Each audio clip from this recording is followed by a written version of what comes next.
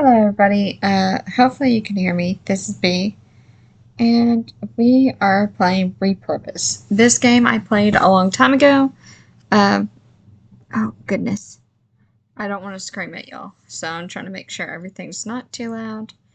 But a long time ago I played this game. It has a warning, strong language, sexual themes, reference to death, mentions of police violence, mild to moderate violence, discussion of gender and sexual identity, spooky imagery, some might find shocking, and is intended for a mature audience only. Player description is advised. So I played this game before the demo, and then I auditioned for a role, and a bunch of people did. I'm not in it. I'm still, like, if they do more characters, I'm going to audition because this game is amazing. They have so much representation in so many different ways, and the characters are so cool. But they gave me this game. I am really behind because it was like released in December 27th, I think, on Steam. But I hope you guys enjoy, and I apologize to them for not uploading before. But I hope you guys enjoy, and let's get going. Space. Okay. What is the character's name? Press backspace to erase. If you want to play as a gamed curator, protag, enter Michael for the name and non-binary for the gender. We're gonna play as myself though, so we're B. And we're gonna go female. Now, did she always identify as female, or did she figure this out later in her life? See what I mean? Like, it gives you so many choices. Yes, always cis. This intention of this game is to be played through in its majority, as the character is chosen for this journey and cannot be changed. Do you wish to continue as B? Yes. Here's our music. Let me check to see if you guys can hear. Let me get rid of this real quick because it might be echoing. It don't matter, it seems. I turned one down. Hopefully it won't be too bad. But we're gonna start.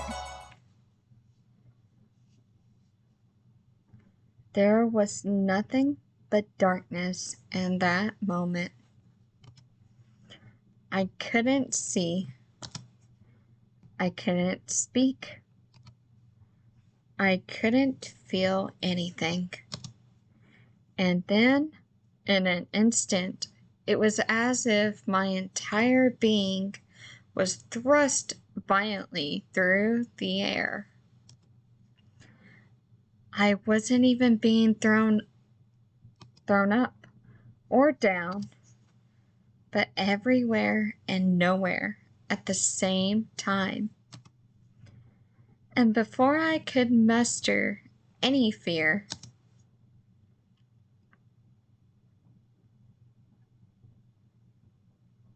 I saw the light.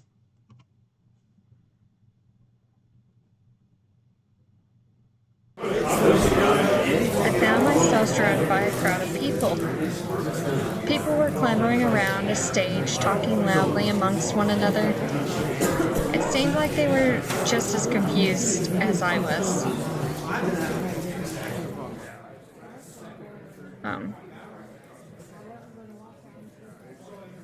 I want this about midway. Maybe turn myself up. That much, yeah. I tuned out their voices for a moment and rubbed my temples to collect my thoughts. What was I doing before arriving? How did I even get here?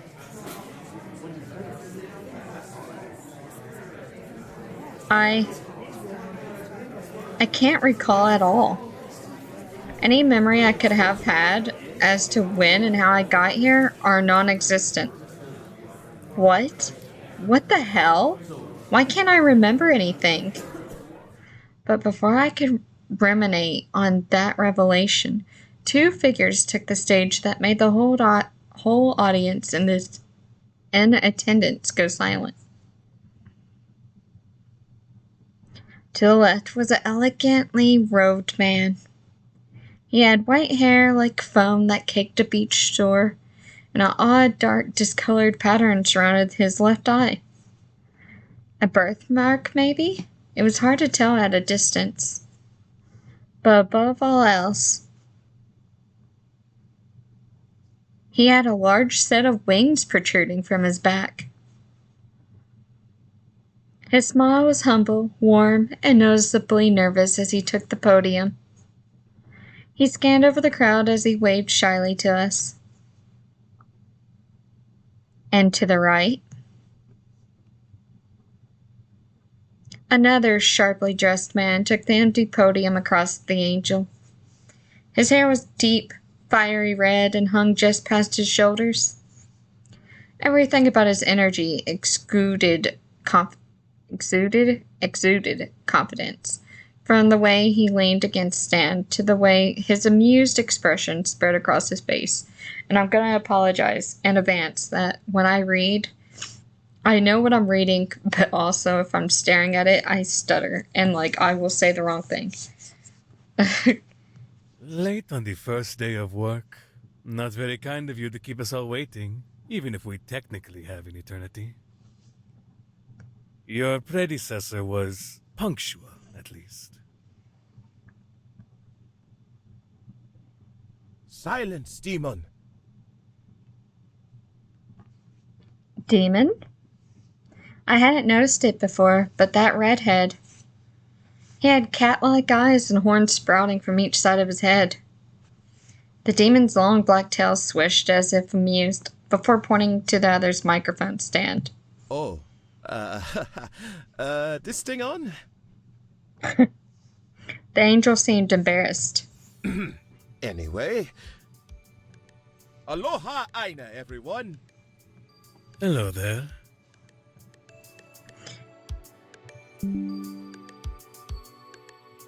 And welcome to the garden. I know you all must be confused as to why you're here, but let me explain where you all are at, yeah? You mean we, right? This here where we stand is the Garden of Eden. Even though its trees bear fruit no more, it remains the more lovely part of this place. You're rude, like your predecessor too. What is this place you are thinking, yes? Well, you're in the place that is neither above or below, but somewhere in the middle. Almost said the middle. Ending up here is extremely rare, and how it happens varies from person to person. Living a listless life of a ritual refulgence ride over. Oh my god, I'm done. See, this is why I have this overindulgence. See, this is why I warned you guys that I can't read sometimes. I know what it is, but staring at it. Or if your time was cut short. The list goes on. In a way, it's like your path has been erased, yeah? So basically, you're all in limbo. Granted, it has many other names. Limbo, Purgatory, the DMV, just to name a few you've come up with. I'm particularly fond of Limbo. It makes me think of taking a cruise across the endless ocean back home. I could take some of you aboard with me if you'd like. And that brings me to my next point. I am the Archangel Calais, and I have been assigned to this realm to offer help in crossing over to heaven, or as we like to call it up there, Utopia. Interesting.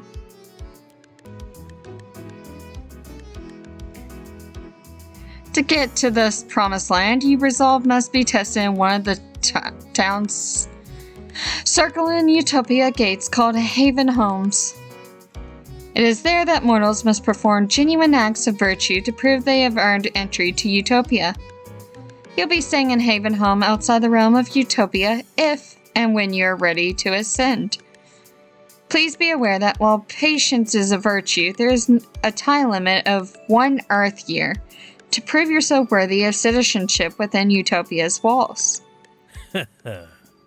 Similar circumstances follow if you want to get into hell. Though, We aren't elitist as Utopia who require you to take a arbitrary morality test.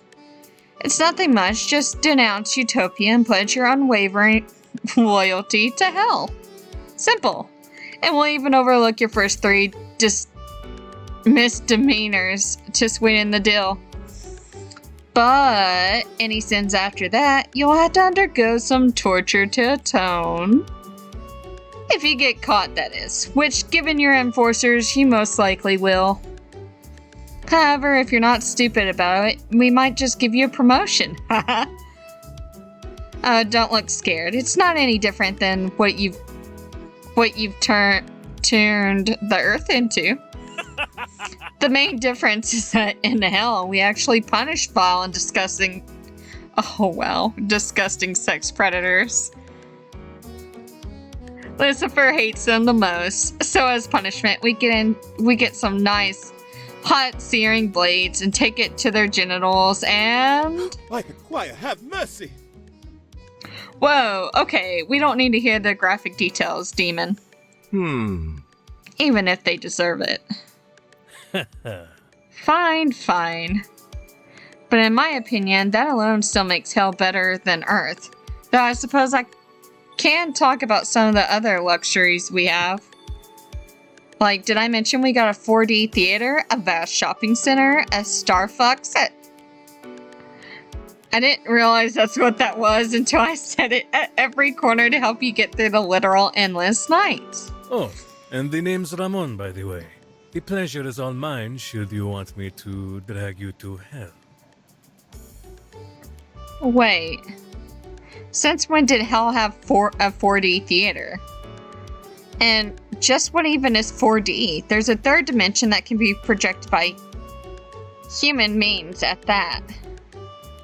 Oh, it's where the seats are equipped with features, vibration, wind, strobe, fog, and sense to give immersive experience when a film is playing. I find them quite fun, really, if I have to make the 3-circle trek down to Envy Circle. Just goes to show how behind on the times Utopia is if 2D is as good as it gets. Moving on. There's always the option of remaining here, but fair warning, Limbo is relatively unmonitored territory between Utopia and Hell.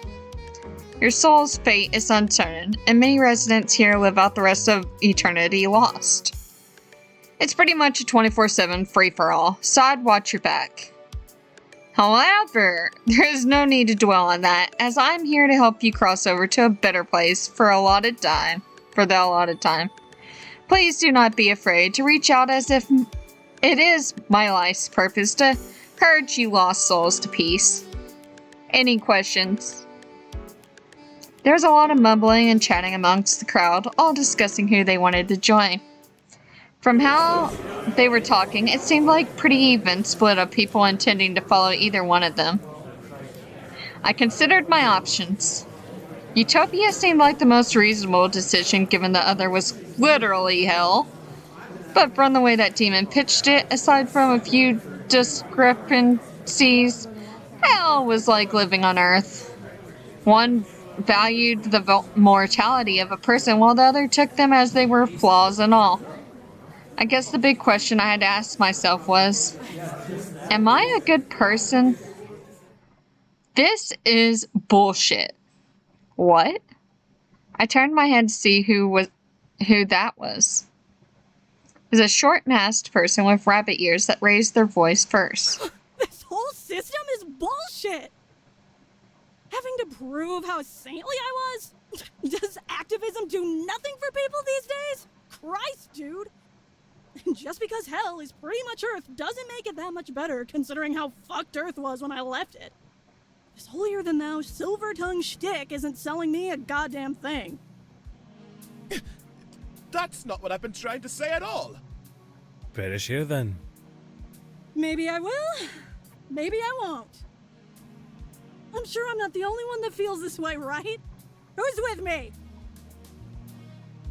The crowd went silent with a few awkward coughs here and there. Even though they had a mask, people avoided eye contact with the haired fellow. A ripped woman in a cropped varsity jacket and goggles spoke up. Just how technologically advanced is heaven? She completely blew off the rabbit's head. Wait. Did I read that right? She completely blew... I said blow. Oh my god. She completely blew off the rabbit's head. Oh my god. I don't know if you've been able to hear me. Can you hear me? Yes, you can. Okay, goody goody. It's called Utopia. So pretentious. It's inclusive to people of all faiths.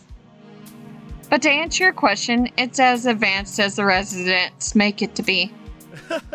Which, unfortunately for Utopia, leaves a couple of years behind what you're used to. They still use VHS and Walkmans over there, I bet. Untrue. I done forgot how to pronounce his name. Kyle pulled out a chunky-looking circular device and placed a large set of headphones on his head.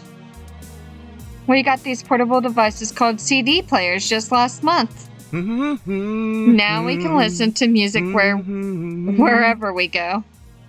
So long as we don't scratch the disc or move too much. Ay, dear Lucifer. If you want, I can pencil you in for a tour of hell by the end of orientation, Miss Mitchell. No need. I've already made up my mind. Ramon's face lit up. I'm gonna take my chance with the angel here. I love working on projects from scratch, and it sounds like Utopia is in dire need of an upgrade if it wants to be called my home.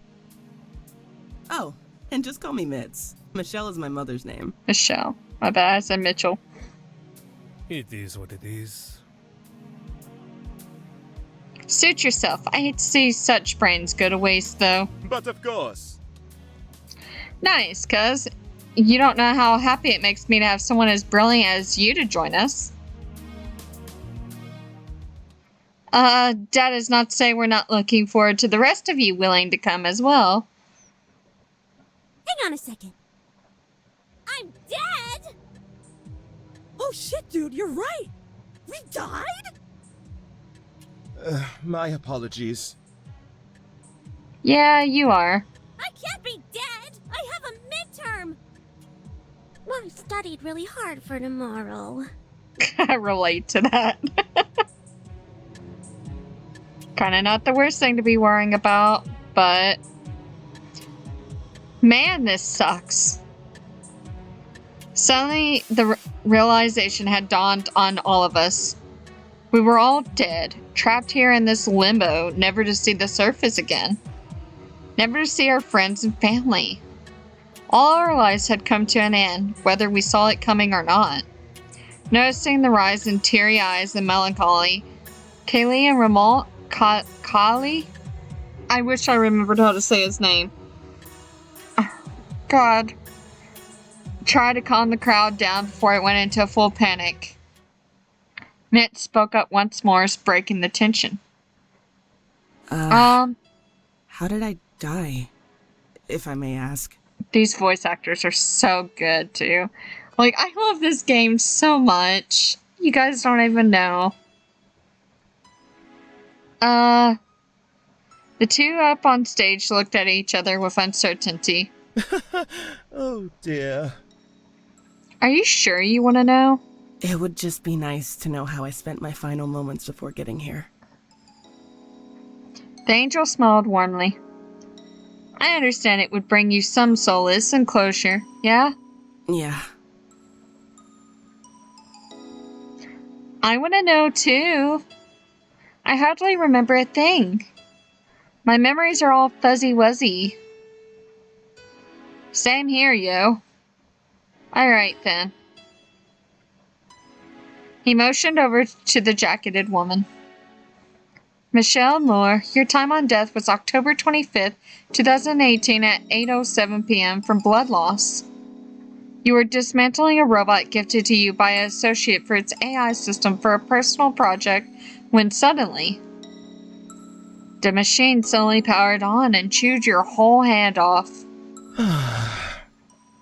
Since you lived alone at the time and had your garage soundproofed at the request of your neighbors, no one heard your screams of agony when it happened. Yeesh! Ugh, yeah. Well, at least I went out the way I lived. Fisting machinery. She lifted her right arm up for anyone to high five, but it was kind of difficult to do with her hand missing. So she was left hanging. Our sassy little rabbit friend, DJ Roadkill, as most people called them, died in the most ironic and hilarious of ways. July 4th, 2019, perished when a peaceful protest boycotting the police for racially inspired police brutality turned into a full-blown riot. It's unknown who threw the first stone. Just kidding. Of course it was the police. And you were the stone when an officer shoved you in front of an oncoming car. Oh no. Haha, get it? Because their stage name is DJ Roadkill? I don't think that's fun. DJ Roadkill snickered. Yeah, that is kind of funny. LOL. Well, guess I died the way I lived too. Sticking it to the fucking man. If it's any consolation, the chief of police that sparked the initial cause for the protest died during the riot. We've had live shows of his torture ever since. Come to hell and I can get us front row seats for the next show. Blah, I have a weak stomach. No thanks. Though knowing the fucker went to the place I always cursed him to go to does make me feel a bit better.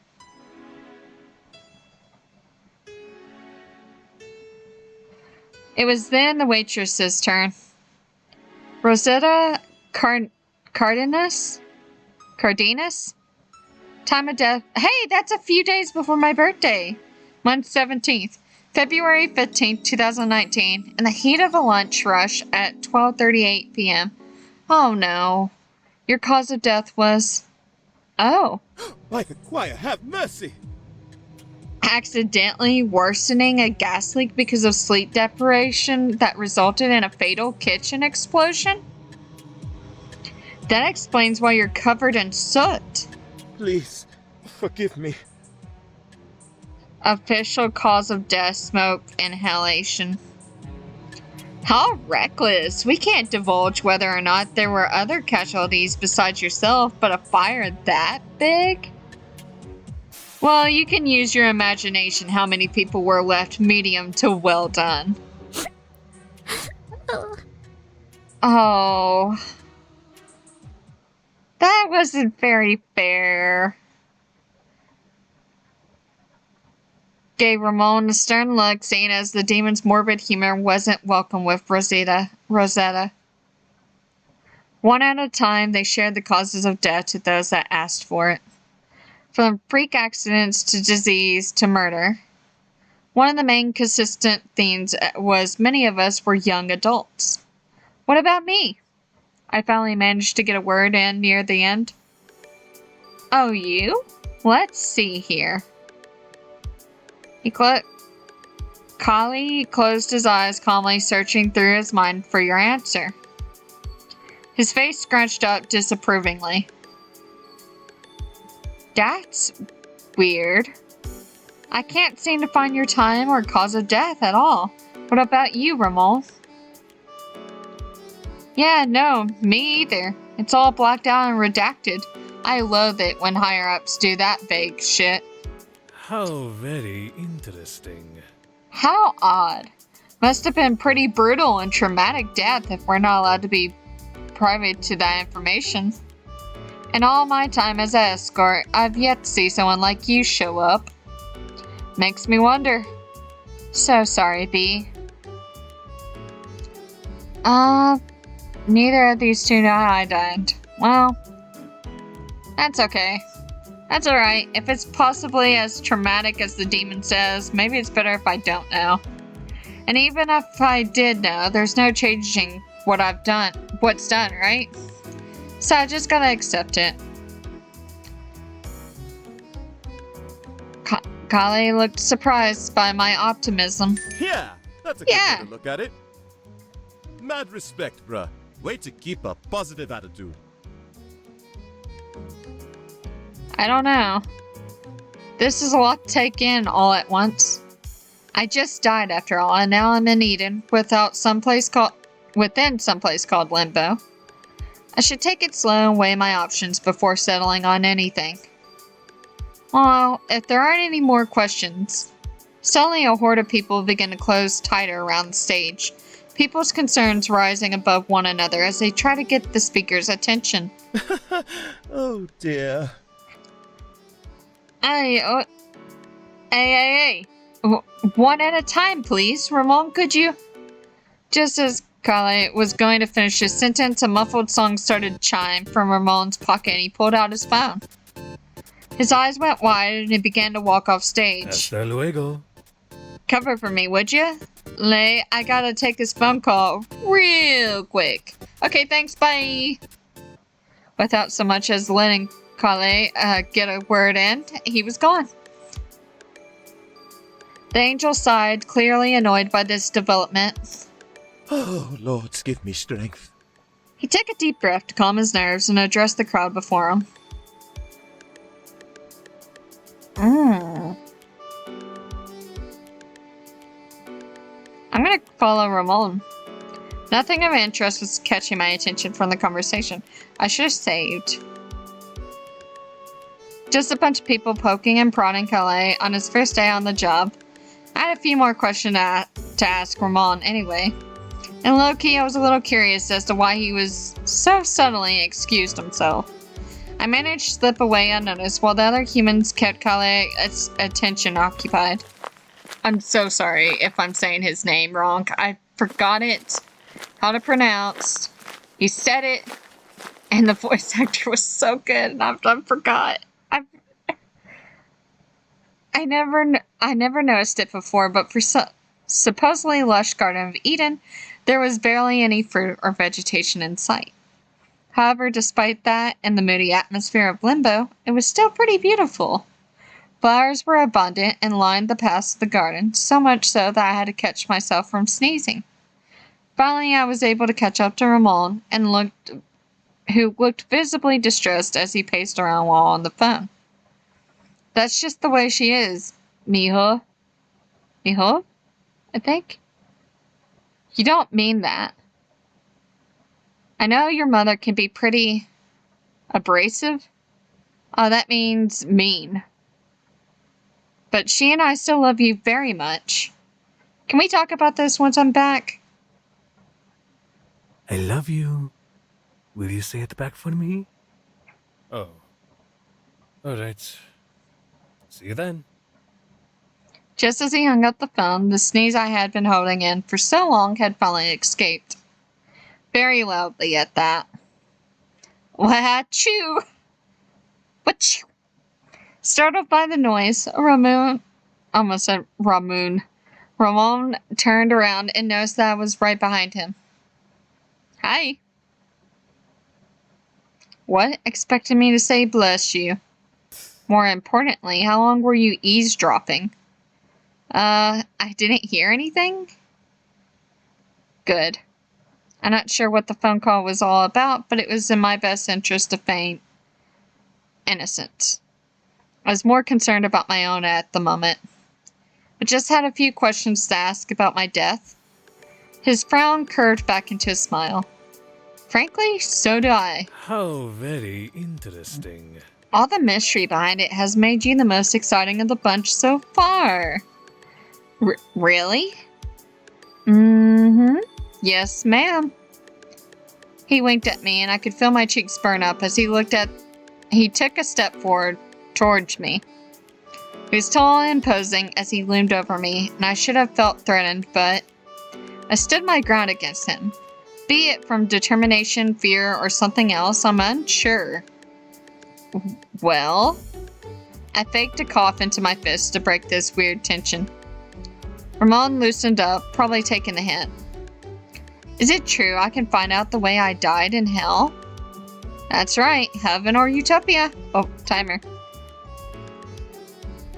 As the angels call it, plays the role of a overprotective father and would keep that information from you. We're gonna save here because we're out of time. I hope you guys enjoyed, and I will see you in the next video. Bye-bye!